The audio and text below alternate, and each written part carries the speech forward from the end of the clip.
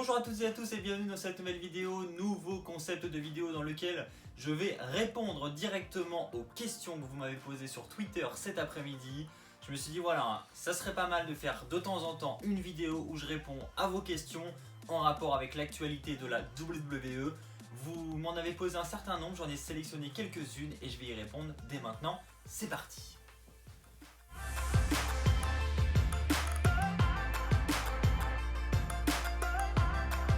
Première question, est-ce que la carte de SummerSlam me convient?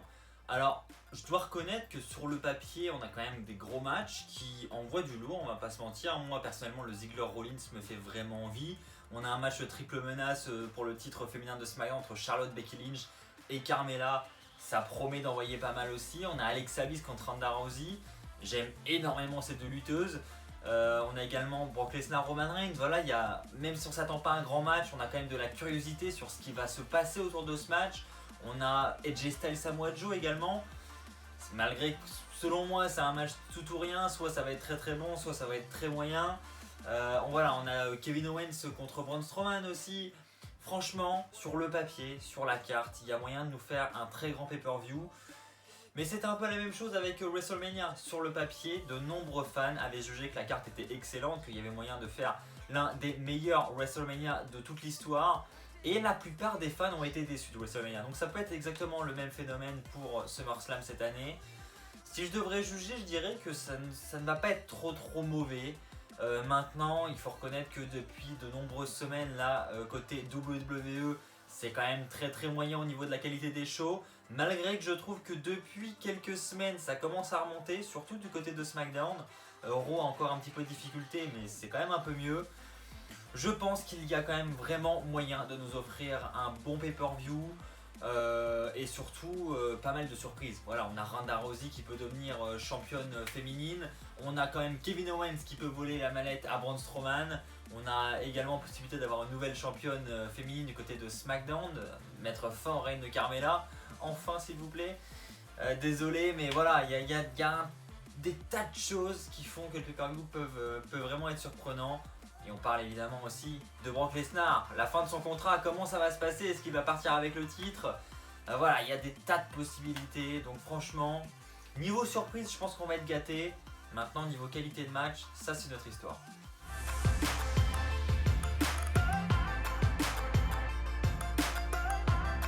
Maintenant une question de Mehdi qui me demande sur Twitter 3 matchs qui me donnent envie, qui me feraient rêver pour WrestleMania l'année prochaine qui aura lieu à New York au MetLife Stadium. Il y en a quelques-uns que j'ai déjà en tête. Le premier, et on en parle depuis un bon petit moment déjà sur cette chaîne et même de manière générale sur la communauté Twitter, ça en parle depuis longtemps. C'est The Miz contre Daniel Bryan. Alors je dois avouer que cette rivalité, moi, elle me fait vraiment envie parce que c'est une rivalité qui nous est teasée depuis très longtemps déjà, et quand on accumule le teasing comme ça, et ben ça amène de l'hype et on a vraiment envie de voir le match. Donc franchement, il faut que ce match ait lieu sur la plus grande scène de toutes, à savoir WrestleMania. J'ai un peu peur qu'ils nous le proposent pour SummerSlam là, cette année, et bon, d'un côté ça donne un petit peu de la valeur à la carte de SummerSlam. Mais je trouve ça un peu dommage quand même, j'aurais aimé qu'ils attendent au WrestleMania pour nous proposer le match parce que il y a tellement moyen de faire un truc énorme avec cette rivalité que bon, je trouve ça un peu dommage, mais j'aurais mis ce match là personnellement. Un autre match, si je devais me tourner du côté féminin, ça serait, je pense que vous en doutez pour ceux qui me connaissent un petit peu, Charlotte contre Ronda Rousey. Voilà, pour moi c'est une tête d'affiche, voilà, pour le titre féminin.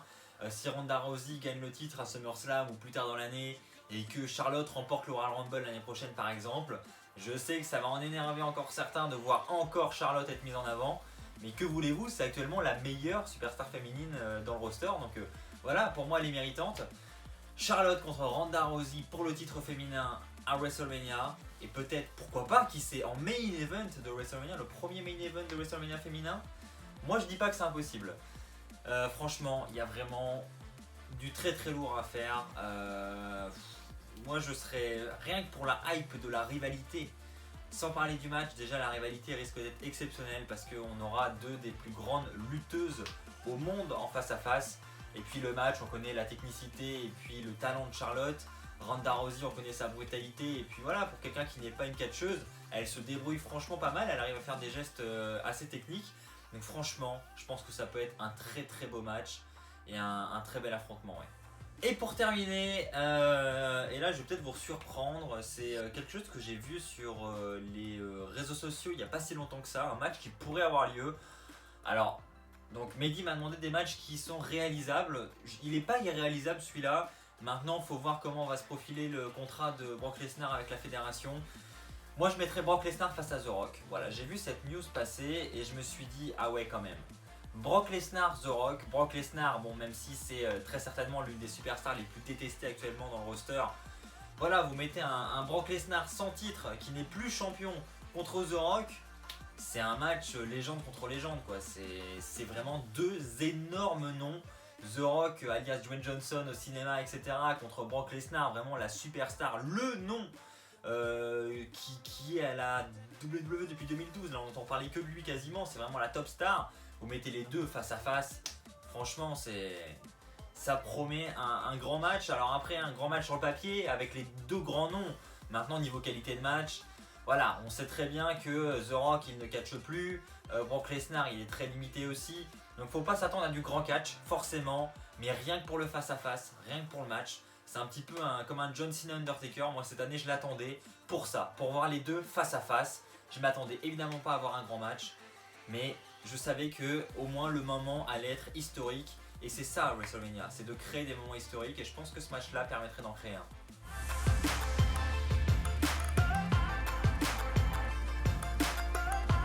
Arnaud me demande ce que je pense de la vague des superstars qui viennent du circuit indépendant, qui vient d'arriver à la WWE. Donc on parle évidemment de AJ Styles, Nakamura, il a évoqué Ricochet aussi je crois, il y a Adam Cole, il y a voilà, toutes ces superstars là. Qu'est-ce que j'en pense?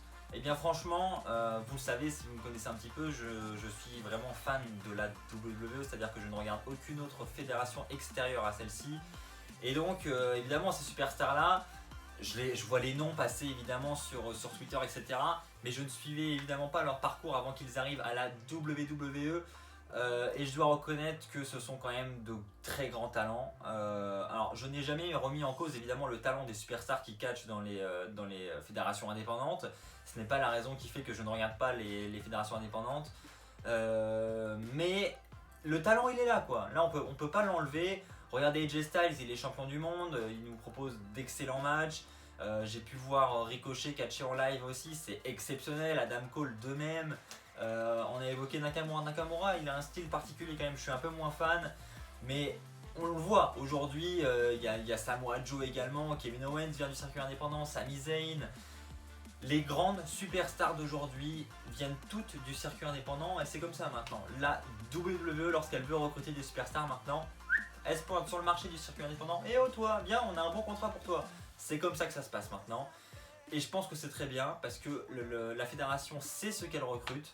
Maintenant, ce qui est dommage, c'est que la fédération a de très grands talents, elle a des très grands noms.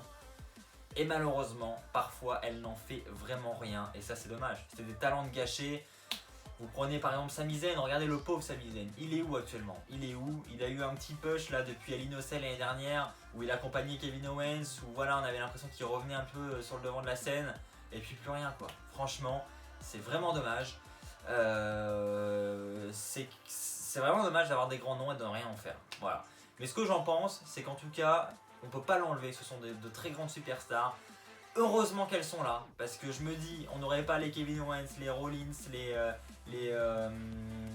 toutes ces superstars, Nakamura, AJ Styles. Franchement, le roster serait quand même bien vide et je m'inquiéterais peut-être encore plus de la qualité des shows. Donc ouais, franchement, heureusement qu'elles sont là.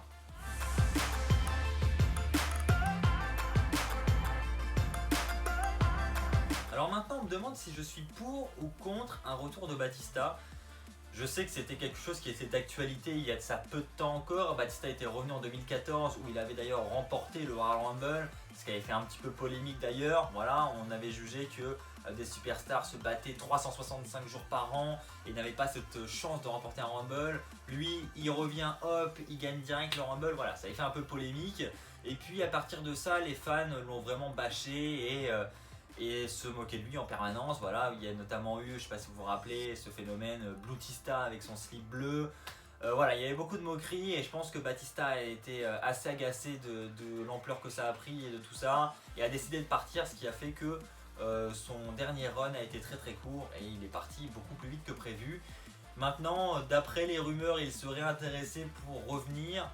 Je pense que malheureusement l'accueil des fans de la WWE serait à peu près le même parce que voilà, la réalité elle est là, c'est vrai, Batista il n'a plus le niveau qu'il avait avant, il a perdu énormément d'endurance, on a pu le voir dans ses matchs en 2014, il est vraiment essoufflé en peu de temps, il n'arrive plus à faire de longs matchs, on est obligé de limiter sa présence dans le ring, c'est pour ça qu'il a fait beaucoup de matchs par équipe, notamment quand il a rejoint l'évolution.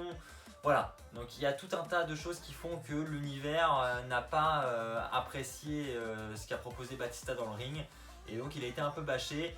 Je pense que s'il revenait aujourd'hui, ça serait un peu la même chose. Donc j'ai envie de dire contre, parce que pas en tant que catcheur en tout cas. Après Batista il peut revenir pour des shows anniversaires, parce que voilà, SmackDown par exemple, Batista est un des piliers de SmackDown de ces dernières années. Voilà, les années 2007 par exemple, c'est Batista qui a mené SmackDown. Donc voilà, il est méritant, à une certaine époque il était très très bon, il était ultra apprécié de la foule, il a fait un heel turn mémorable aussi en 2009 avec Rey Mysterio sur Survivor Series. Enfin bref, il y a tout un tas de choses qui font que Batista reste une grande superstar. Maintenant, voilà, il s'est lancé dans le cinéma, je pense qu'il a beaucoup de talent au cinéma, ça a très très bien marché les Gardiens de la Galaxie.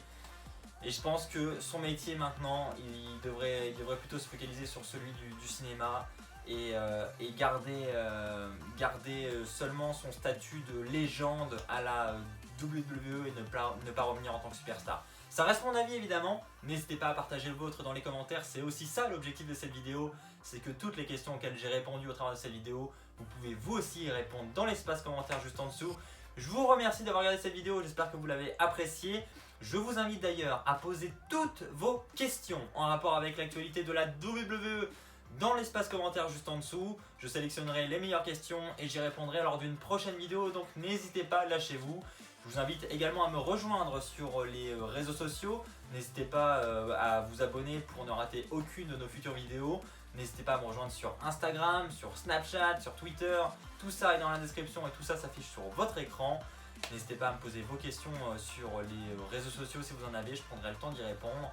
On se retrouve très très vite pour de nouvelles aventures sur WWE Fan France. D'ici là, portez-vous bien et n'oubliez pas, soyez toujours très très fiers d'être fan de catch. Allez, bye tout le monde!